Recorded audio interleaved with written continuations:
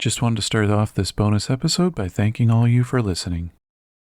As I've been busier lately, episode frequency may decrease to once every 2 weeks for a little while. After all the talking about basic birding in this one, I have a small teaser with some recently recorded content that I'll be using in a future season. I hope you enjoy. My name is Rob, and this is a bonus episode of Songbirding. A while back, I made an episode about beginner birding tips and tricks, and it was fall, so a lot of crunchy leaves, and I was using a microphone and I was using a high gain omnidirectional microphone, so parts of it were a little hard to hear, so I'm gonna do a bit of a redo of that here in the context of COVID-19. So if you're getting started with birding, everyone has a different technique to their birding, different things they want to get out of it, different ways of doing it. You could be someone who prefers the backyard birding. You could prefer going out into the field. You could be into chasing or twitching, which would be when you're looking specifically for rarities and following up on those. You could be into kind of competitive birding, trying to get as many species in a particular location in a certain amount of time. Or you could be into just finding breeding bird territories, photography, audio recording, video recording, documentation in general. There's all kinds of ways that you could be a birder. None of them is particularly more right than the others. Just everyone's got their preferences, and those preferences can change over time. Sometimes can change multiple times. And I'm going to go over some basics that might be shared between all of them. So with COVID-19, normally one would say, well, join some birding groups and go out with people, but that's more difficult now. Depending on where you live, may not be impossible. Here in Canada, the numbers are fairly low, and while we have restrictions on no more than 10 people gathered, you could, in theory, go on small birding outings where people are wearing masks and social distancing, and our local naturalist club is trying that out, and it's working pretty well. But it all depends on where you live and what the risks are.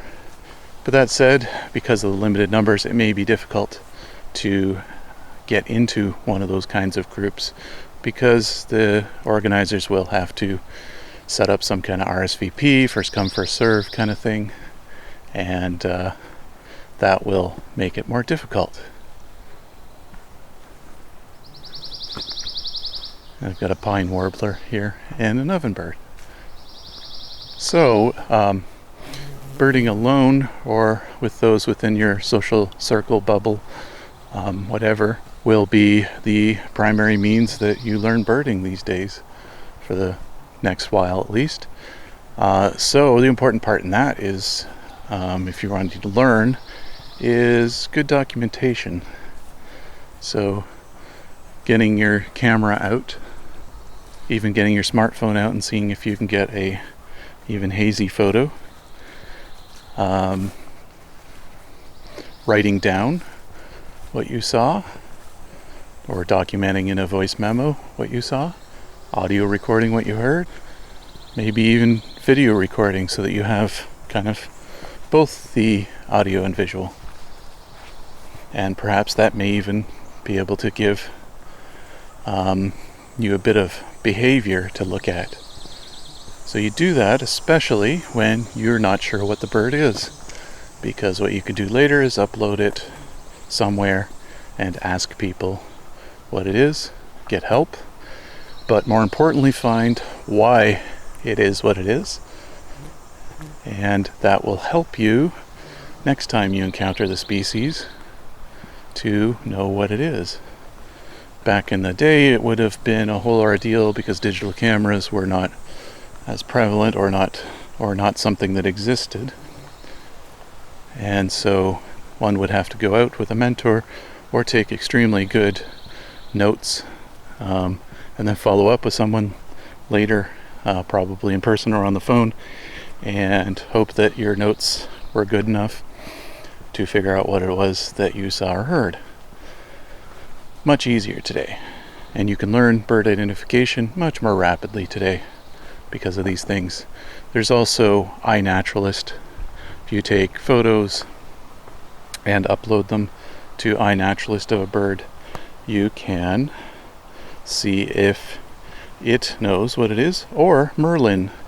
There's an app you can download called Merlin ID from the Cornell lab, I believe.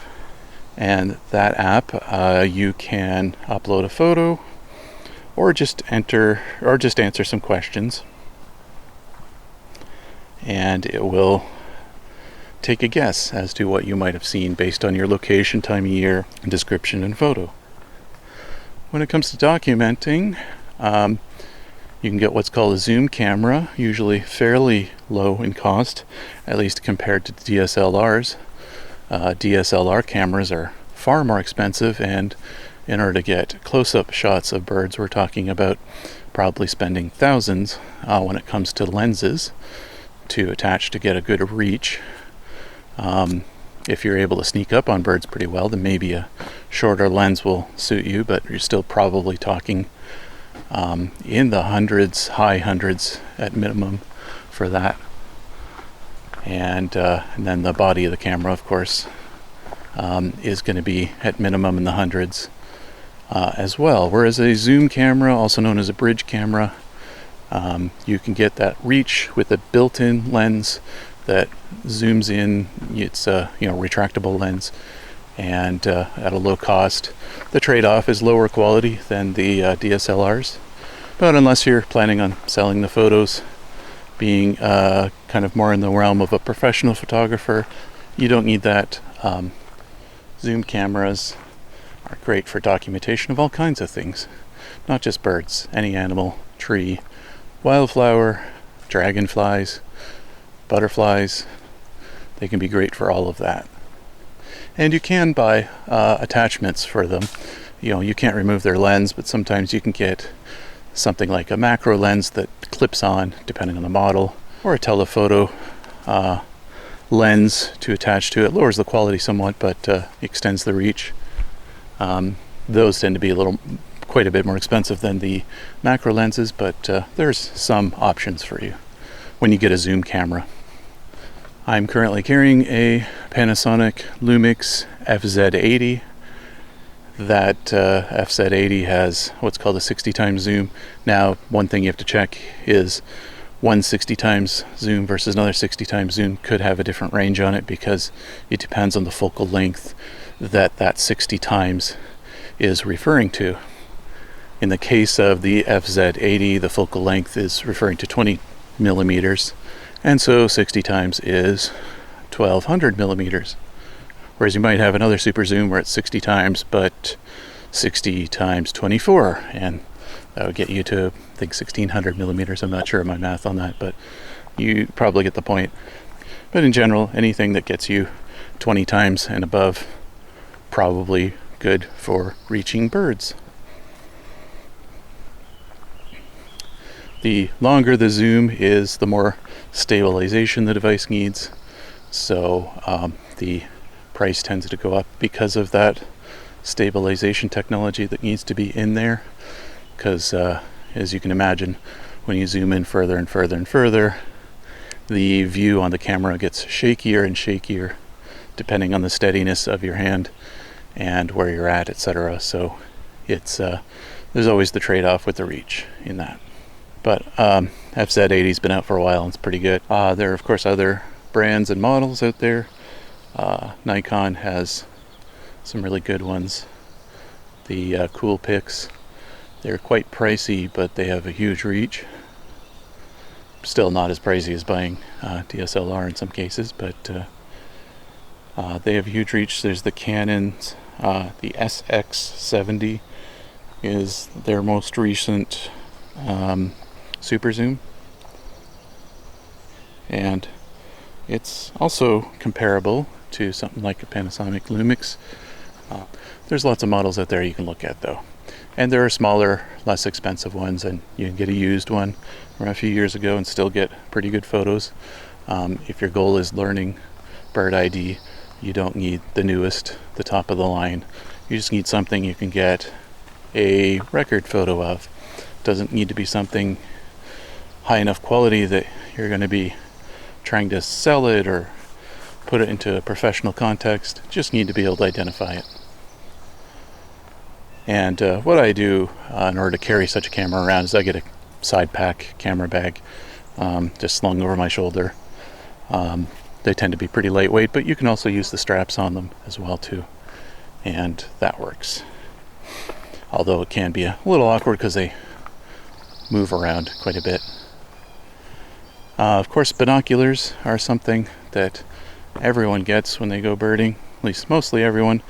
These range in price. Unfortunately, the really inexpensive ones tend to be very heavy and very poor at the optics.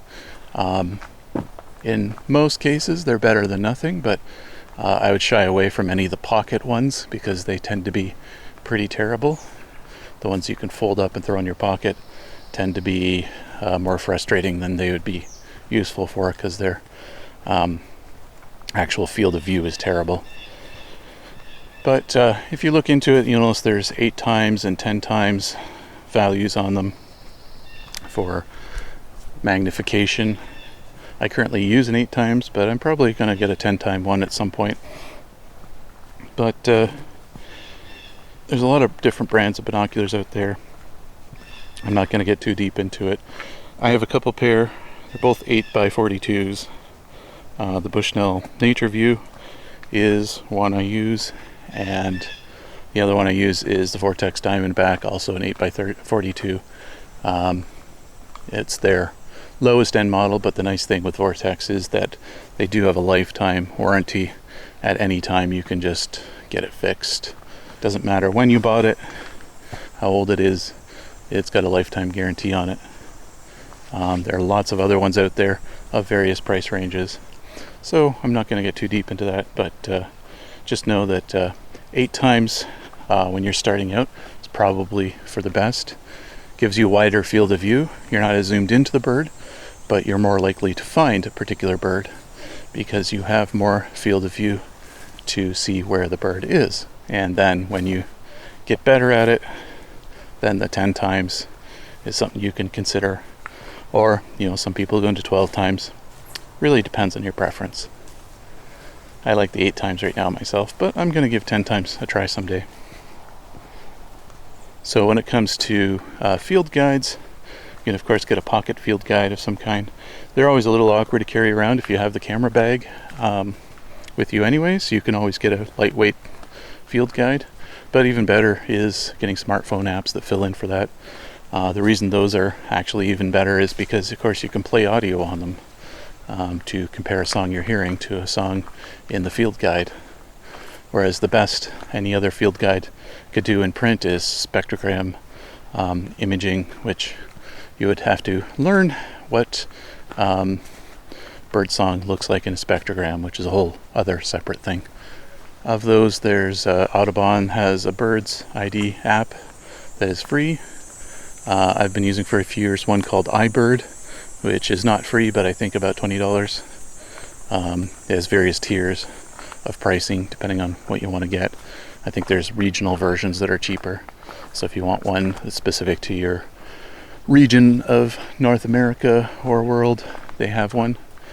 And again, those have audio in them. iBird in particular, part of the reason I like it is it doesn't need an online connection. It just has everything downloaded in advance. But these days Merlin also has that as well, where there's download packs you can click on to get access to the songs and so on without needing an internet connection. So Merlin's a more modern option. So if you're just starting out, low budget, give Merlin a try first, see how you feel. Maybe when you want to spend a little bit more, take a look at iBird. There's probably some other ones out there. I haven't actually done much research recently, so feel free to look around. So when it comes to audio recording, you can get yourself on your smartphone recording apps. There should be a built-in voice memo app or some equivalent of that. Now, usually those don't come with gain controls, so I don't have any particular recommendations, but you could do some quick research to see if you can find a audio recording app that has gain controls, because that would allow you to basically turn up the gain on the microphone to get an even clearer recording. Of course, when you do that, it means that you will need to be yourself quieter and make sure there isn't much interference around. It's not going to be able to magically pick out the bird song specifically when you do that. It's just going to raise the sound of everything. As far as I know, none of the phones come with microphones that are unidirectional, so they're all going to be omnidirectional, so you're going to pick up everything around. So pointing the phone in a particular direction isn't going to help too much. You can get external microphones. In my first 2 seasons of songbirding, I was using the Edutage omnidirectional EIM001. So there's an EIM model, an ETM model, one for iPhone, one for Android. You can use one of those. Again, that's omnidirectional, but it boosts the gain by 10 dB, which is a significant boost. Also adds to the clarity quite a bit, just better than the built-in mics are generally. But you might need an adapter for your phone depending on whether you have a headphone plug or not. And again, it just boosts everything around you, so you'll have to be careful about what is making noise around you. If you want to get into directional microphones, you probably want an external recorder. I have this Zoom H1N I'm using right now. It's an excellent microphone. I believe it costs, I know I got it on the cheap because it was on sale, but I think in the $100 to $150 range US. And so you'll want a windscreen on it, those fuzzy things you put onto microphones to deaden the sound a bit. Keeps the wind from flaring up in the microphone, keeps the wind noise away. But no matter how good of a one you get, there's still going to be some, depending on the wind level. So with this particular model, for example, adding a really thick fuzzy cover to it makes it so I can record when up to a light breeze without too much trouble, but beyond that, then it starts to flare up. So just be careful of that. So once COVID is over, and naturalist clubs and birding organizations are having outings again, a great way to learn is go out on these outings with knowledgeable leaders who can answer questions for you in the field, and that's where you get to learn bird behavior stuff really well. There's not much of a replacement for having a field guide there to point out a particular behavior that a bird is engaging in. Sometimes field accounts written can fill in for that a bit, but I find that it can help immensely to have a knowledgeable field guide who can point out behaviors that help you identify a particular bird. And so if you want to know where to go birding, I would highly recommend go to eBird. Just Google that. It'll be ebird.org or ebird.ca here in Canada. Look up hotspots in your area.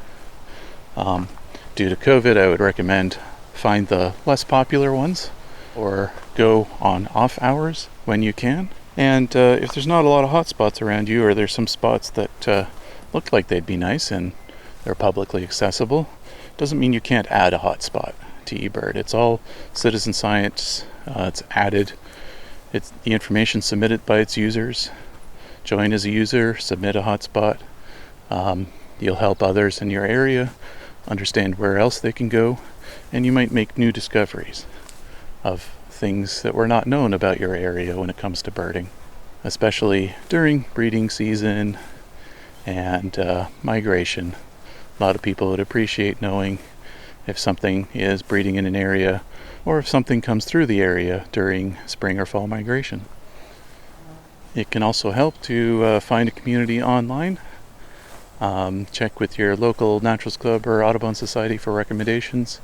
There's often email groups locally reporting rare birds or just interesting birding locations. There's also online on Twitter, you can look through various bird reports.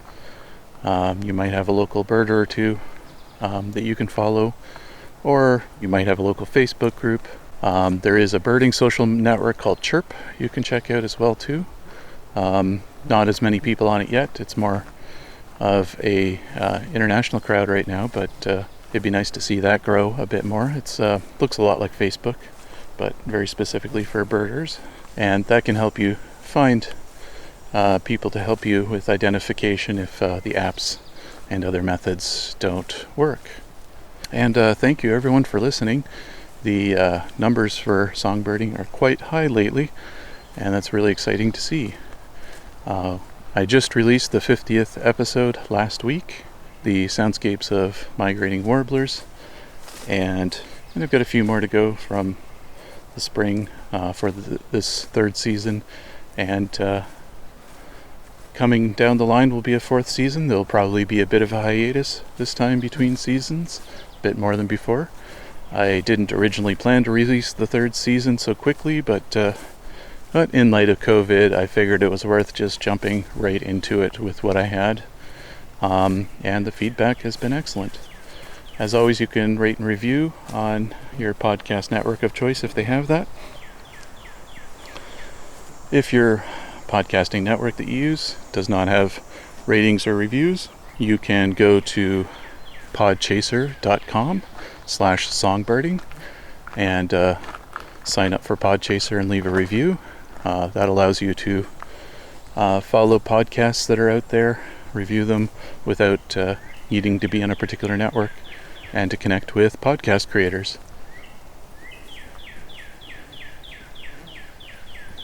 As I finish up the third season, there may not be an episode necessarily every week, as I'm working a little slower on the podcast editing in the summer, still doing recordings for future seasons, but if you see any weeks I skip, that's why.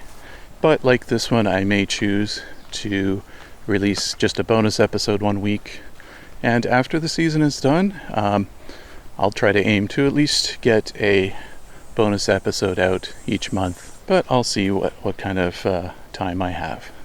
Thank you all for listening. You can contact me songbirdingpod@gmail.com for feedback. You can follow on Twitter @songbirdingpod. The website is songbirding.com, and stay safe, everyone.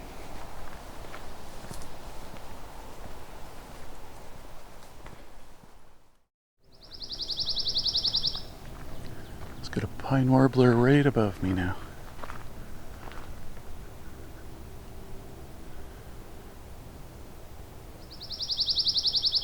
It's a fairly yellow bird with a bit of slightly black streaks on the chest. I think I heard redbreast nuthatch too. It's a bit quiet right now, but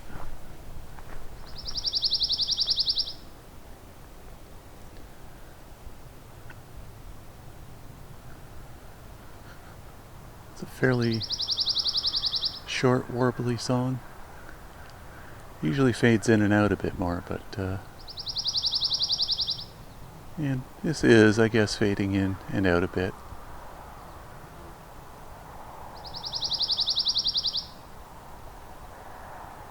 The tail seems to vibrate as they sing. This is a male. There's a lot of energy going into this song. The bill is moving rapidly as well.